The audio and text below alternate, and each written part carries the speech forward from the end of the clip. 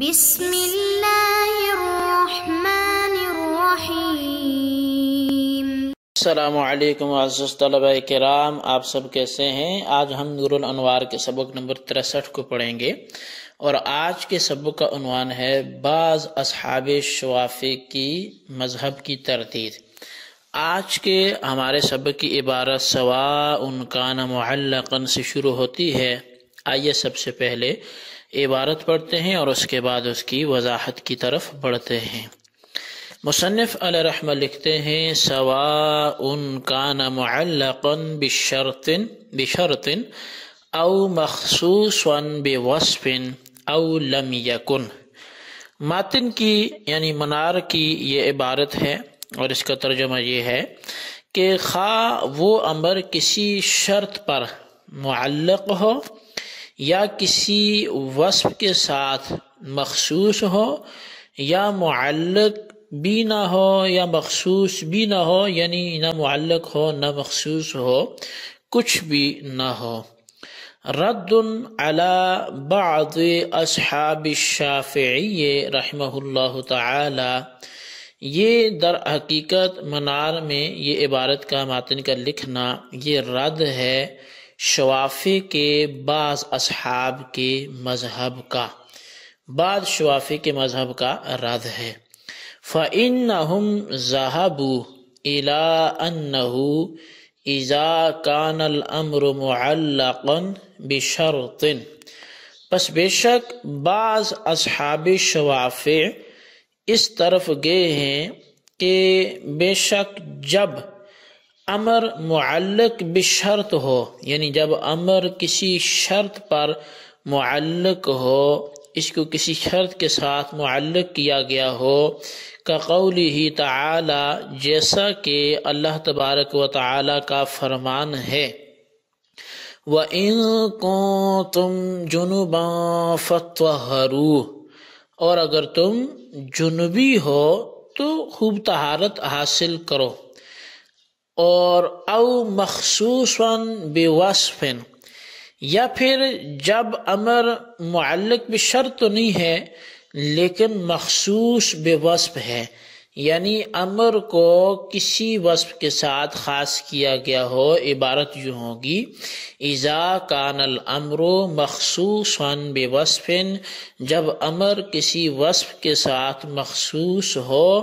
وقولہ تعالی، جیسے کہ اللہ تبارک و تعالی کا فرمان ہے السارق والسارقۃ فاقطعوا ایدیہما، کہ چوری کرنے والا مرد اور چوری کرنے والی عورت، تو پس ان دونوں کے ہاتھوں کو کاٹ دو۔ یتکرر بتکرار الشرط والوصف، تو عبارت یہ ہے کہ جب امر معلق بشرط ہو یا امر مخصوص بوصف ہو تو پھر وہ متکرر ہوتا ہے۔ یتکرر، وہ امر، ایسا امر جو مخصوص ہو یا معلق ہو، وہ متکرر ہوتا ہے بتکرر الشرط، شرط کے تکرار کے ساتھ، والوصف، یا وصف کے تکرار کے ساتھ۔ اگر وہ معلق بشرط تھا تو جیسے شرط مقرر ہوگی وہ امر بھی متکرر ہوگا، اور اگر وہ مخصوص بالوصف تھا تو جیسے وصف متکرر ہوگا تو وہ موصوف بھی متکرر ہوگا، یعنی کہ وہ امر بھی متکرر ہوگا۔ فَإِنَّ الْغُسْلَ يَتَكَرَّرُ بِتَكَرُّرِ الْجَنَابَةِ، کہتے ہیں بے شک جو غسل ہے یہ متکرر ہوتا ہے جنابت کے تکرار کے ساتھ۔ والقطع یتکرر بتکرر السرقۃ، اور یہ جو قطعی ید ہے، ہاتھ کا کاٹنا ہے، یہ بھی متکرر ہوتا ہے چوری کے تکرر کے ساتھ۔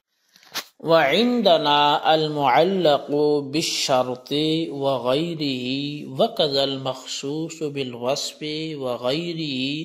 سواء فی انہ لا يدل علی التکرار ولا يحتملہ، اور ہم احناف کے نزدیک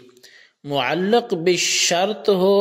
یا معلق بالشرط نہ ہو، اور ایسی ہی مخصوص بالوصف ہو یا مخصوص بالوصف نہ ہو، یہ برابر ہے اس بارے میں کہ امر تکرار پر دلالت نہیں کرتا اور نہ ہی تکرار کا احتمال رکھتا ہے۔ یعنی ہمارے نزدیک وہ امر جو معلق بالشرط ہو وغیرہ اور جو شرط پر معلق نہ ہو،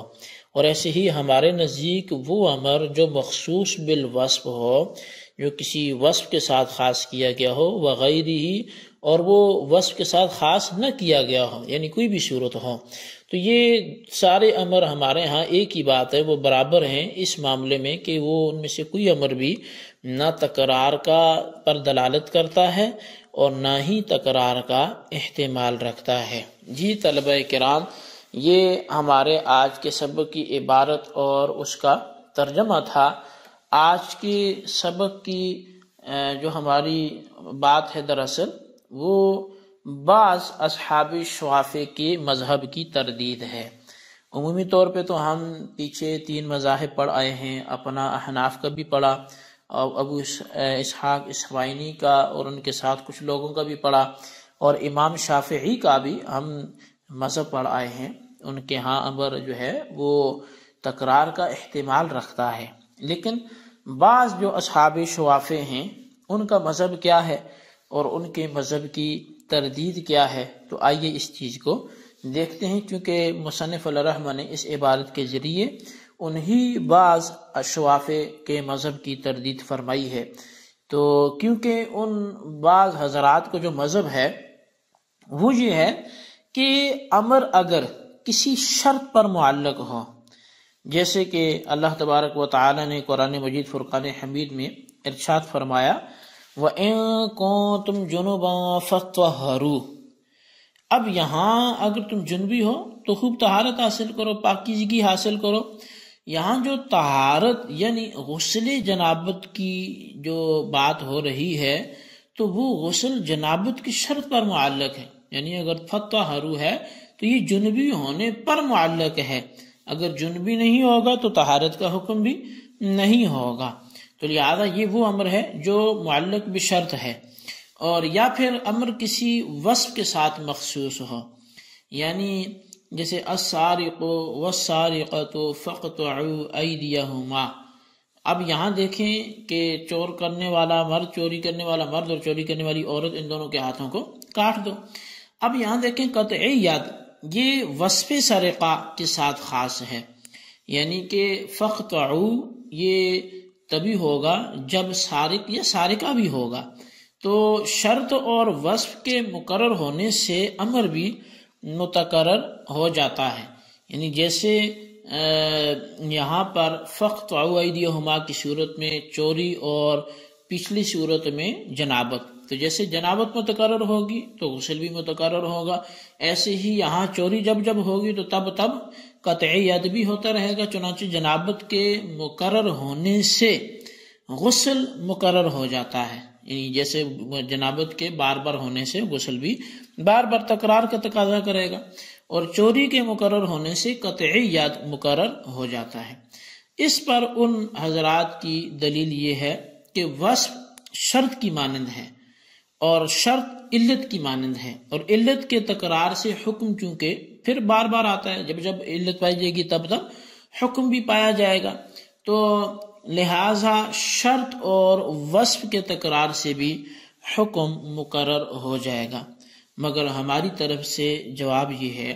کہ شرط علت کی مانند نہیں ہے، کیونکہ علت وجود معلول کا تقاضا کرتی ہے اور شرط وجود مشروط کا تقاضا نہیں کرتی۔ پس جب شرط علت کی مانند نہیں ہے، یعنی شرط علت کی طرح نہیں ہے، تو شرط کو علت پر قیاس کرنا بھی درست نہیں ہے۔ بہرحال بعض اصحاب شافعی کے اسی مذہب کی تردید کرتے ہوئے مصنف نے فرمایا کہ علماء احناف کا مذہب یہ ہے کہ امر شرط پر معلق ہو یا وصف کے ساتھ مخصوص ہو، یا معلق اور مخصوص کچھ بھی نہ ہو، کوئی بھی شرط ان میں سے پائی گئی ہو یا نہ پائی گئی ہو، چونکہ یہ 4 صورتیں بنے گی، شرط پر معلق ہو یا شرط پر معلق نہ ہو، مخصوص بوصف ہو یا مخصوص بالوصف نہ ہو۔ بہر صورت ان چاروں صورتوں میں سے ہر صورت امر نہ تکرار پہ دلالت کرتا ہے اور نہ ہی تکرار کا احتمال رکھتا ہے، یہی احناف کا مذہب ہے۔ جی طلبہ کرام، یہ ہمارے آج کے سبق کے حوالے سے کچھ باتیں تھی، امید ہے آپ کو سمجھ آئی ہوں گی۔ تو اس سبق کو اچھی طرح سمجھیں، اس کا خلاصہ اپنے رجسٹر پر نوٹ کریں، بالخصوص ان سوالات کے جوابات دیں۔ سوال نمبر 1 یہ ہے کہ جب امر معلق بشرط ہو تو کیا تکرار کا احتمال رکھے گا یا نہیں؟ اور سوال نمبر 2 یہ کہ جب امر مخصوص بالوصف ہو تو پھر تکرار کا احتمال ہوگا یا نہیں، اور تکرار کے کون قائل ہیں؟ اس سوالات کے جوابات دیں اور اللہ تبارک و تعالیٰ سے دعا کرتے ہیں اللہ تعالیٰ ہمیں علم نافع نصیب فرمائے، آمین بجاہ نبی الامین صلی اللہ علیہ وسلم۔